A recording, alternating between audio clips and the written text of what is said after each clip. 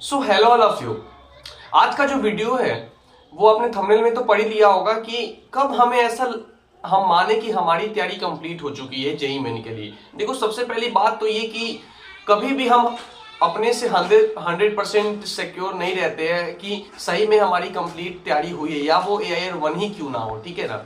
हाँ, लेकिन कुछ ऐसे पॉइंट्स मैं जरूर बताऊंगा जिससे आपको ये कंफर्म होने लगे, अंदर में विश्वास आने लगे कि अगर ये सारे पॉइंट्स आपके क्लियर है तो यानी आपकी तैयारी बहुत हद तक कंप्लीट हो चुकी है, ठीक है ना। वही मैं 5 से 6 पॉइंट है वो मैं आप लोग के सामने डिस्कस करूंगा, ठीक है ना।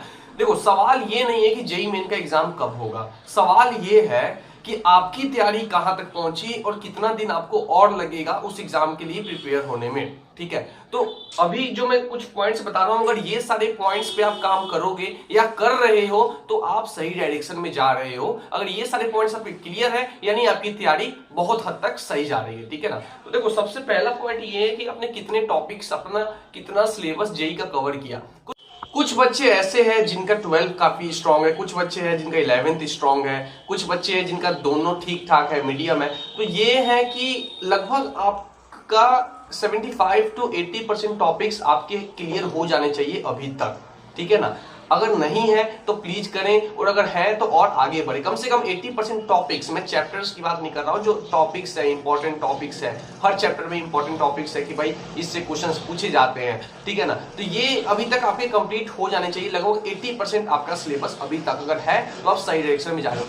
सेकेंड पॉइंट ये है कि कितने फॉर्मूले अभी तक आपको याद है। शुरुआत से मैं शुरू करूंगा, जो आपने 11 की ट्रिग्नोमेट्री पढ़ी थी, 12 में कैनामेटिक्स पढ़े हैं, जितने भी अभी तक के फॉर्मूले, क्या वो आपके टिप्स पे हैं कि अभी भी आपको जब क्वेश्चन सॉल्व करते हैं तो उसको फॉर्मूले आपको देखना पड़ जाता है, तो ये नहीं चलेगा। एग्जाम में तो कहां से देख पाओगे, खुद आपको सारी वैल्यू याद होनी चाहिए, जो कुछ डाटा है, जो एवोगैड्रो नंबर, ये सब हमें ध्यान में होना चाहिए, सारे फॉर्मूले याद होने चाहिए।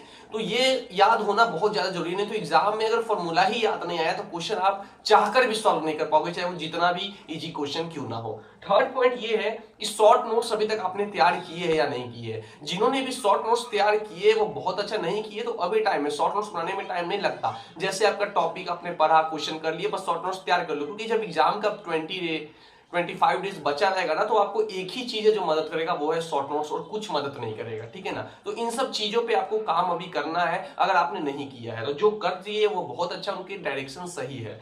चौथा पॉइंट ये है कि सैंपल पेपर का क्या है कि आपने जो मिक्स्ड क्वेश्चंस होते हैं, यानी कंप्लीट सिलेबस का क्वेश्चन पेपर, बहुत बच्चे डरते हैं कंप्लीट सिलेबस का क्वेश्चन पेपर छूने में, वो टॉपिक वाइज क्वेश्चन करना ज्यादा पसंद करते हैं। जब मिक्स्ड क्वेश्चन आता है तो क्या होता है कि पहला किसी और चैप्टर का, दूसरा क्वेश्चन किसी और चैप्टर का, तो बहुत दिक्कत होती है। लेकिन वही सबसे ज्यादा इंपॉर्टेंट है, उसे कभी मत डरो।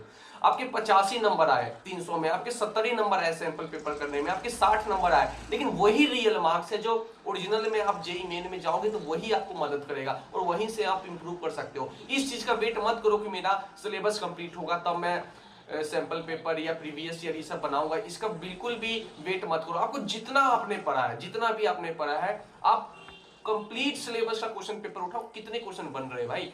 10 क्वेश्चन बन रहे हैं, 15 क्वेश्चन बन रहे हैं, 20 क्वेश्चन बन रहे हैं, लेकिन 75 में कितने बन रहे हैं, वो भी कंप्लीट सिलेबस में कितने बन रहे हैं। अब काइनेमेटिक्स आपने उठा लिया, काइनेमेटिक्स के सारे कर लिए, कोई फायदा नहीं। मिक्स्ड क्वेश्चन करने बहुत जरूरी है, जिसमें सारे चैप्टर कवर हो जिस क्वेश्चन पेपर में, समझ रहे हो।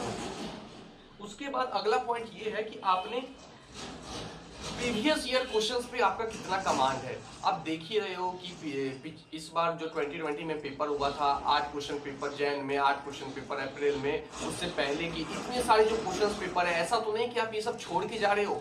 अगर आपने एक क्वेश्चन भी प्रीवियस ईयर छोड़ा ना, तो बहुत बड़ी आपकी गलत फहमी होगी कि आप छोड़ के एग्जाम में अच्छा करोगे। क्योंकि कई बार क्या होता है कि question same A to Z, मतलब बस वैल्यू अलग कर देंगे, कंसेप्ट बिल्कुल सेम लगेगा, समझ रहे हो ना। तो प्रीवियस ईयर जरूर करके जाना, खासकर इस साल, पिछले साल जो 2001 से लेके अभी तक, मैं बोलूंगा कि सारा करके जाओ। प्रीवियस ईयर जेईई मेन का पेपर तो छोड़ना ही नहीं है आपको, एक क्वेश्चन मत छोड़ना। जो टॉपिक नहीं भी पढ़े तो वो भी क्वेश्चन कम से कम एक बार ध्यान में कर लेना कि भाई हाँ, इस टाइप का पूछ सकता है। खासकर वो चैप्टर जो जिससे डायरेक्ट क्वेश्चन आता है, जिसमें आपको दिमाग नहीं लगाना पड़ता, ठीक है ना। उसके बाद बस लगभग ये सारे पॉइंट्स हैं जो जिस पे आपको काम करने हैं। अगर आप इन सब पॉइंट्स पे काम करोगे यानी आपकी जो तैयारी है वो कंप्लीट होने ही वाली है, या आप सही डायरेक्शन में जा रहे हो, एग्जाम आते आते आप कंप्लीट कर लोगे। साथ में बोर्ड को बिल्कुल भी नजरअंदाज मत करना, ये लास्ट में मैं ऐड कर दिया हूं अपने तरफ से, ठीक है ना। तो ये सारे पॉइंट्स हैं जो मैं समझता हूं कि अगर आप इस पे काम करोगे तो बहुत अच्छा आप लोगों के लिए रहेगा। तो आज के लिए इतना ही रखते हैं, फिर मैं और वीडियोज आप लोग को बनाऊंगा, आप लोग की हेल्प करूंगा। So thank you and all the very.